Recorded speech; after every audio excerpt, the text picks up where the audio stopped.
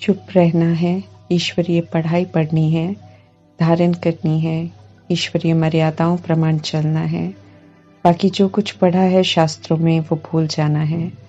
अपने को आत्मा समझ परमात्मा पिता को याद करना है, लायक बनना है। देहधारियों से लगाव नहीं रखना है, बल्कि सारा लगाव परमात्मा से रखकर नींद को जीत 2 बजे उठकर रूहानी कमाई कर जमा करने की शीतलता के सागर परमपिता परमात्मा की हम आत्माओं के लिए आज की मुरली से शिक्षाएं। स्नेह के सागर परमात्मा हम आत्माओं को भी स्नेह से संपन्न बनने के लिए रोज स्नेह लुटाते हैं, परंतु स्नेह आत्म अभिमानी होकर बुद्धि की लाइन उनसे क्लियर कर उनसे लेना होता है।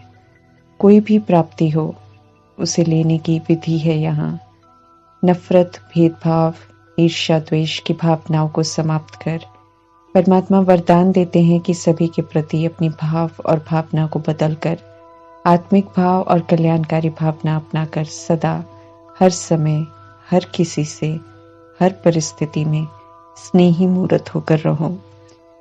जैसे परमात्मा का स्नेह किसी के भी प्रति कभी भी कम नहीं होता है, ऐसे ही हम आत्माओं को भी सिखाते हैं परमात्मा कि अपनी स्नेही मूर्त को, स्नेह के चरित्र को, स्नेह के व्यवहार को, स्नेह के संबंध संपर्क को कभी भी छोड़ना नहीं, कभी भी भूलना नहीं। परमात्मा हम आत्माओं को परिपक्व बना रहे हैं कि हर हाल में ये स्नेह बना रहे, तब भी जब कोई व्यक्ति, चाहे प्रकृति, चाहे माया विकराल रूप धारण कर आए, ज्वाला रूप धारण कर आए, तो भी हमें अपना कर्तव्य याद रहे कि उन्हें भी परमात्मा से प्राप्त स्नेह की शीतलता के द्वारा परिवर्तन करना है। स्नेह प्राप्त कर सब परिवर्तन हो जाएंगे। विकराल को विकराल रूप बनकर परिवर्तन नहीं कर सकते हैं। दृष्टि में स्नेह हो, वृत्ति में स्नेह हो, कृति द्वारा स्नेही सृष्टि बनानी है। ऐसा कर्तव्य करने के लिए परमात्मा कहते हैं कि अपने स्नेह के शीतल स्वरूप से संपन्न बनो। कोई भी विकराल रूप ले, चाहे प्रकृति या व्यक्ति या परिस्थिति, तो हमारे ही कर्मों का परिणाम है, हिसाब किताब है, जिसे हमें स्नेह से, शीतलता से परिवर्तन करना है। हमें हलचल में नहीं आना है, उत्तेजित नहीं होना है, भयभीत नहीं होना है, बुरा नहीं कहना है, बल्कि स्वीकार कर स्नेह से परिवर्तन करना है। जो अपनी सोच बोल कर्म से रचते हैं वही हमारे सामने आता है, इसलिए उसे समझ, स्नेह और शांति से परिवर्तन करना है। कठिनाइयों में घबराने के बजाय परमात्मा उमंग उत्साह से पार करने की राय दे रहे हैं, क्योंकि कठिनाइयों को पार करने से ताकत आती है। दुखधाम खत्म हो, सुखधाम के दिन आ रहे हैं। ईश्वरीय कुल की मर्यादाओं के प्रमाण चलने वाले ही सुखधाम में जा सकते हैं। इसलिए परमात्मा कहते हैं कि कलयुगी कुल की लोक लाज, कलयुग कुल की मर्यादाओं को छोड़कर ईश्वरीय कुल की मर्यादाओं पर चलकर रूहानी कमाई करो और पूरा वर्षा लो। कलयुगी लोकलाज या कलयुगी मर्यादाएं गिरती कला में ले जाती हैं, अपवित्र बनाती हैं। अपवित्र बनकर दुख का वर्षा मिलता है। कलयुगी कुल प्रमाण विकार में जाना सृष्टि वृद्धि का माध्यम है, इसलिए धूमधाम से विकारी हथियाला बांधते हैं, उसे शुभ समझते हैं। धन न हो तो कर्जा लेकर भी ये कार्य करते हैं। आज के समय में तो कोई अपाहिज हो, हाथ या पैर न हो, या किसी को दिखाई न देता हो, सुनाई न देता हो, तो भी उसकी शादी कर देते हैं। परमात्मा पवित्रता के सागर आकर कलयुग की इस विकारी वृद्धि को बंद करने का फरमान करते हैं, समझाते हैं कि ऐसी वृद्धि नहीं चाहिए। इसलिए जो उनके बच्चे बनते हैं उन्हें परमात्मा कहते हैं कि कलयुग की मर्यादा को छोड़ दो। भक्ति मार्ग विस्तार है। आधा कल्प के इस विस्तार को समाप्त कर परमात्मा कहते हैं कि अब सार में स्थित हो जाओ। जो पढ़ा है उसे भूल जाओ और अब चुप रहो। अपने को आत्मा समझो, एक परमात्मा की याद में रहने का पुरुषार्थ करो। आधा कल्प से हम सब भटकते आए हैं, करना क्या है और कर क्या रहे हैं। परमात्मा समझाते हैं कि जो शादी के लिए कर्जा लेते हैं वो मत लो, बल्कि शादी करने के बजाय पवित्र बनो, तो अंतमति भी पवित्रता की होगी एक परमात्मा की याद बनी रहेगी तो गति अच्छी हो जाएगी। परमात्मा आत्माओं को धीरज देते हैं और कहते हैं कि सुख के दिन अब बहुत समीप हैं। हमें वहां जाने का पुरुषार्थ करना है। जितना ज्ञान की धारणा का पुरुषार्थ करेंगे उतना सुख मिलेगा। जितना श्रीमत पर चलेंगे उतना झोली भरती जाएगी। जो परमात्मा का इस समय बनते हैं उन्हें ही समझ में आता है कि यह संगम युग है। बाकी दुनिया तो कुंभकर्ण की नींद में है। परमात्मा साधारण तन में आते हैं, बहुत साधारण जगह पर रहते हैं, साधारण रीति से आते हैं, भपका नहीं दिखाते हैं, इसलिए उन्हें कोटों में कोई यथार्थ रीति पहचान पाते हैं, जान पाते हैं और उनके कहे अनुसार चल पाते हैं। सागर परमात्मा का और आत्मा रूपी नदियों का मेल संगम युग में होता है। इस मेले की खूबी है, बाकी स्थूल सागर और नदियों के मेले में कोई खूबी नहीं होती। सागर परमात्मा सत्यों की स्थापना करते हैं और नर से नारायण बनने की विधि बताते हैं। संगम युग का यह मेला सच्चा सच्चा मेला है, जिसमें सत्य परमात्मा से मिलन मनाकर आत्मा सच्ची और पुरुषोत्तम बनती है। परमात्मा हर युग में नहीं आते हैं, अनेक अवतार नहीं लेते हैं, बल्कि एक ही बार संगम युग में आते हैं। आत्माओं सहित पतित दुनिया को पावन बनाते हैं और अपने साथ आत्माओं को घर लेकर जाते हैं। पतित दुनिया को पावन बनाने के लिए ही ये मेला लगता है। हम इस मेले में हैं तो मिलन मनाते हुए हमें पावन बनना है। असली कुंभ का मेला अभी होता है, जिसमें ज्ञान स्नान कर आत्माएं पवित्र बनती हैं। बाकी त्रिवेणी के पानी में स्नान करने से कोई पावन नहीं बनता है। जैसे परमात्मा सिद्ध कर बताते हैं, ऐसे युक्ति से सत्य से सभी को परिचित कराना है। उन्हें जो अज्ञानता में स्नान कर रहे हैं, ये उम्मीद रखकर कि वे पवित्र बन जाएंगे। जैसे अज्ञानता से, गलत फहमियों से, गलत मान्यताओं से परमात्मा हम आत्माओं को निकाल रहे हैं, ऐसे ही हम आत्माओं को कहते हैं कि हम औरों को भी निकालें। परमात्मा पतित पावन है, उन्हें पुकारते हैं एक तरफ और दूसरी तरफ कह देते हैं कि परमात्मा सर्वव्यापी है, सब जगह है, अर्थात कण कण में है। जब वे सब जगह हैं तो ऊपर देखकर दुख में पुकारते किसको हैं? ये पुरुषोत्तम संगम युग ड्रामा का वो समय है जब सारे ड्रामा का सत्य बताया जाता है, झूठ का पर्दाफाश होता है, सभी के साथ इंसाफ होता है, सत्य की प्रत्यक्षता होती है। आत्माओं को पुनः कीर्ति कला से चढ़ती कला में ले जाया जाता है। भक्ति मनुष्य करते हैं, लेकिन भक्ति और यादगार के राज परमात्मा भी बताते हैं। हर तरह के शुभ कार्य में स्वास्तिका बनाते हैं। उसका अर्थ क्या है, क्यों बनाते हैं, ये कोई नहीं जानता। परमात्मा समझाते हैं कि स्वस्तिका आत्मा की ड्रामा में यात्रा को दर्शाता है। यात्रा करते हुए कैसे आत्मा सतो प्रधान से सतो, सतो से रजो, रजो से तमो और तमो से तमो प्रधान बन जाती है। परमात्मा फिर से सतो प्रधान बनाते हैं।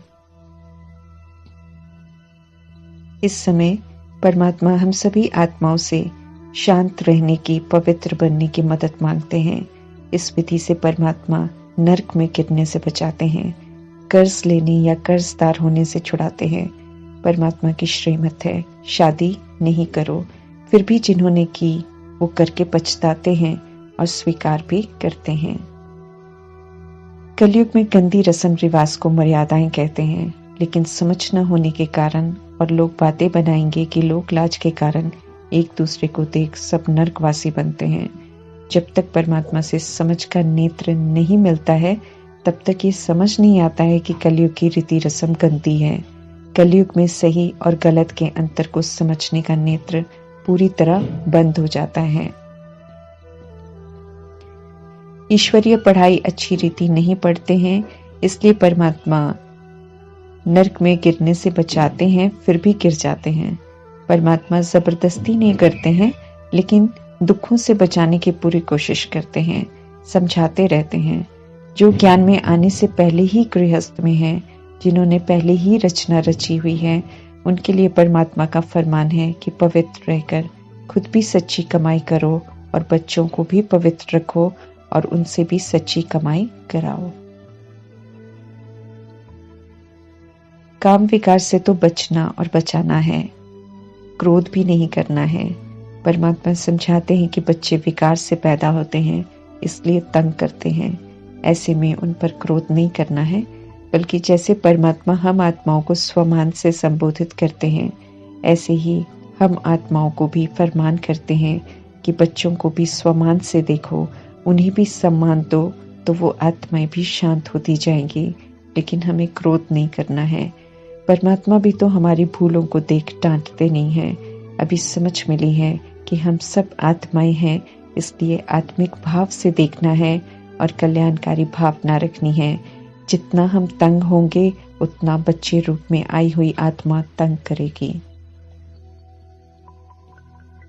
पवित्र दुनिया सतयुग में बच्चे मर्यादा पुरुषोत्तम रमणीक बच्चे होते हैं। कलयुग में अपवित्रता है, इसलिए बच्चे चंचल हैं। अभी परमात्मा से मिल रही समझ से उन्हें शांत करना है। श्रीमत मिल रही है तो हमें बहुत कायदे से चलना है।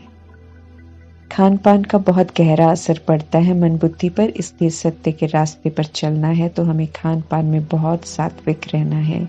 इस समय आत्माओं की अवस्था भिन्न भिन्न है, इसलिए दृष्टि देकर परमात्मा की याद में बनाना है और परमात्मा की याद में खाना है। परमात्मा समझाते हैं कि सबसे अच्छा है पवित्र बनना, इसलिए बदनाम करने वाला हमें कोई कर्म नहीं करना है। सुख के दिन आ रहे हैं तो पुरुषार्थ कर ऊंच से ऊंच मर्तबा पाना है। प्रजापिता ब्रह्मा और मातेश्वरी हमारे सामने उदाहरण है। ज्ञान ज्ञानेश्वरी राज राजेश्वरी बनकर नंबर 1 लेकर उन्होंने दिखाया है, इसलिए हम में से कोई कह नहीं सकता है कि श्रीमत पर चलना मुश्किल है। परमात्मा कहते हैं कि मुझे याद करो और 63 जन्मों के पाप कर्म भस्म करो। ऐसे में और नए विक्रम करेंगे तो उन्हें भस्म नहीं कर पाएंगे, उसके लिए फिर सजा खानी पड़ेगी। इसलिए परमात्मा खास ध्यान खिंचवाते रहते हैं कि श्रीमत पर चलते रहो और सेफ रहो। हम जो पाठ बजाते हैं वही रिकॉर्ड हो जाता है, पास्ट हो जाता है, लेकिन जब ड्रामा रिपीट होता है तो वही पाठ जो रिकॉर्ड हुआ होता है वही हम सब बजाते हैं। इसलिए परमात्मा इस समय समझाते हैं कि सोच समझकर पाठ बजाओ, क्योंकि यही पाठ फिर बजाना पड़ेगा, फिर चाहे अच्छा लगे या बुरा। इसलिए इसे बना बनाया ड्रामा कहते हैं। बाकी ये नहीं है कि परमात्मा किसी की किस्मत लिखते हैं। किस्मत लिखने के लिए कर्म रूपी कलम हर किसी को देते हैं संगम युग में, और कैसे कर्म करने हैं उसकी भी पूरी समझ देते हैं। परमात्मा पूछते हैं हम आत्माओं से कि स्वर्ग में चलेंगे, वारी जाएंगे, अर्थात उन्हें प्यार से याद करेंगे। हम आत्माओं को समझ देते हैं कि धीरे धीरे देहधारियों की याद को कम करते जाओ, क्योंकि उससे कोई फायदा नहीं है, बल्कि विकर्म ही होते हैं। कर्म करते भी परमात्मा की याद में रहना है। याद में रहने से कोई पाप नहीं होगा, और सब तरफ से लगन हटाकर एक परमात्मा से लगानी है, ताकि अंत में एक परमात्मा की याद ही रहे। शरीर छूटते समय याद किसी देहधारी की हुई तो अनर्थ हो जाएगा। शास्त्रों में गुरु ग्रंथ साहिब में भी लिखा है कि शरीर छोड़ते समय स्त्री की याद आई तो बार बार वैश्या का जन्म लेना पड़ेगा। धन याद आया तो सर्प योनि में जन्म मिलेगा। बच्चे याद आए तो सुअर की योनि में जाएंगे। परमात्मा से समझ मिलती है कि मनुष्य आत्मा को जानवर योनि में नहीं जाना पड़ता है सजाओं के लिए। मनुष्य तन द्वारा ही सजा मिलती है, लेकिन स्त्री याद आई तो विकारी जन्म द्वारा बार बार दुख और धोखा मिलेगा। धन याद आया तो धन की चाहना के पीछे ही जीवन बीतता रहेगा, चैन सुख से नहीं रह सकेंगे। बच्चे याद आएंगे तो जैसे सुअर के बहुत बच्चे होते हैं, ऐसे बहुत सारे बच्चे होंगे और हर बच्चे से दुख की प्राप्ति होगी। उनके वियोग में हर जन्म बीतेगा। सब संगम युग में तय होता है।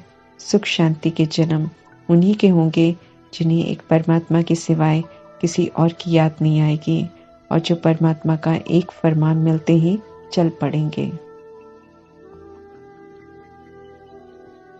समय है निद्राजीत बनने का। परमात्मा का फरमान है। कलयुग के डॉक्टर कहते हैं 8-10 घंटे सोना जरूरी है। सुप्रीम सर्जन परमात्मा कहते हैं कि 10 से 2 सोना बहुत है। 2 बजे उठकर ज्ञान चिंतन मनन करो। स्वदर्शन चक्र घुमाते रहो और परमात्मा की याद में रहो और सुबह 8 बजे तक मुरली पढ़कर पूरा सफल करो।